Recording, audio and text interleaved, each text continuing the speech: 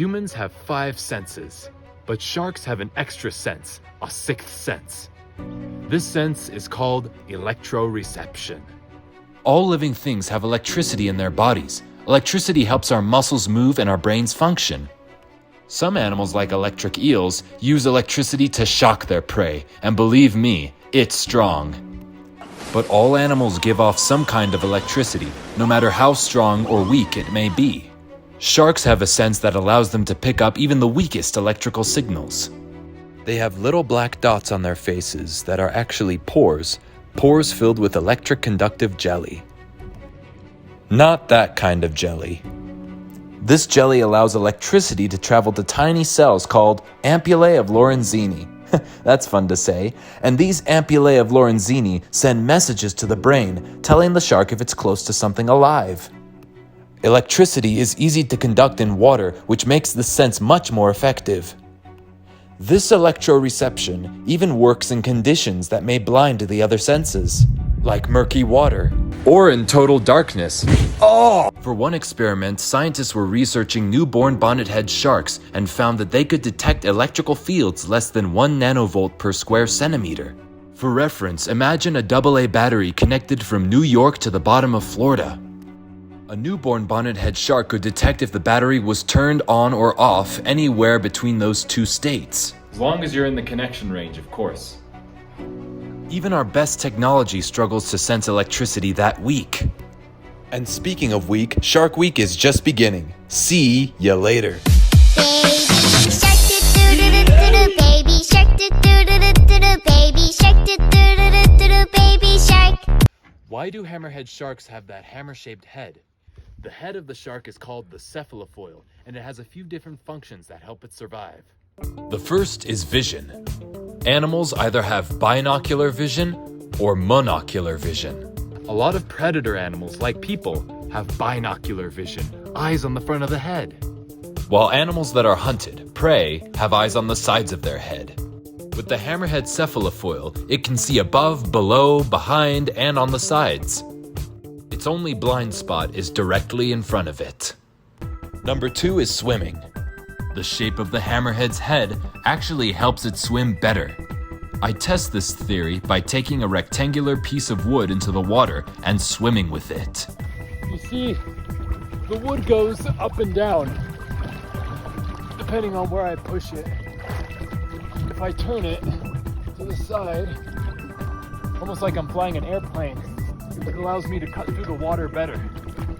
By tilting the cephalofoil just a little bit, the shark can use the power of lift underwater to help it swim in the direction it wants to swim.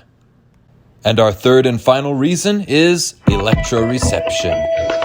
We've talked in a previous video about what electroreception is and how sharks use it for hunting.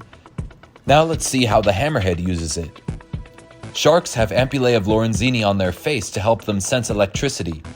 And the hammerhead shark has thousands of ampullae of Lorenzini on its face because of how much space there is on it. And that's important because hammerhead sharks hunt in the sandy beds where a lot of prey are hidden. All of the functions of this cephalofoil makes the hammerhead one of the most OP sharks in the ocean.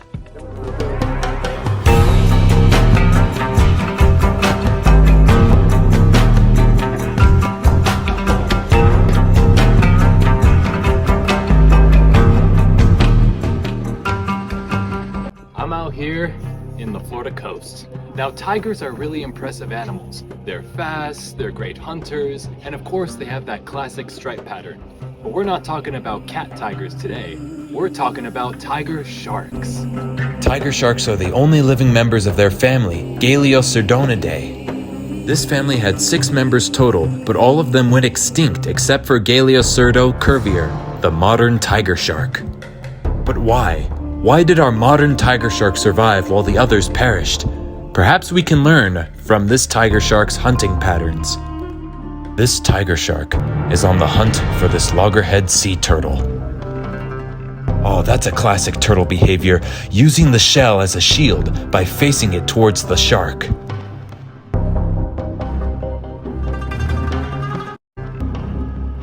But this tiger shark is hungry and determined.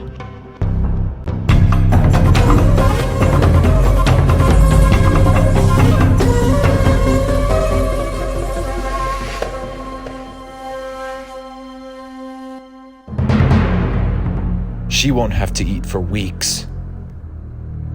They are aggressive eaters, eating anything from turtles to other sharks, but tigers and other sharks have an important ecological role to prevent other animals from overpopulating. Without tiger sharks, many species would go extinct.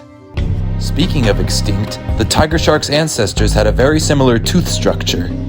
Serrated edges with the tip of the tooth pointing sideways.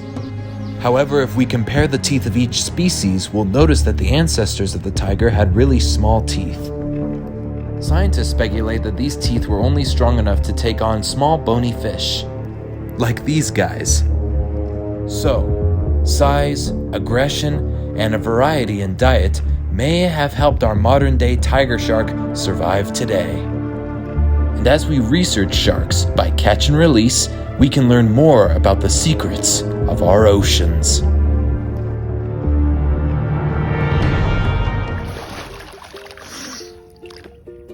Why are our ears and noses so bendy? These flexible fleshes owe their flexibility to cartilage. Cartilage is connective tissue that allows certain body parts to have shape and flexibility. We also have cartilage in our joints, which help us run, jump, and do mediocre worms. And believe it or not, there are animals that have cartilage as babies and as adults. Those animals are sharks. Sharks are members of the Chondrichthyes family, also known as cartilaginous fish. This family also includes rays and skates. With these skeletons, sharks and rays can be incredibly flexible, and that's good for hunting and escaping. Sharks and rays also don't have swim bladders, so this lighter skeleton may even help them be more buoyant in the water.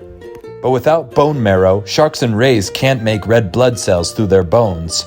So instead they make blood through a few different organs in their body, including their spleen. It may seem strange, but this skeleton has helped sharks and rays survive for millions of years.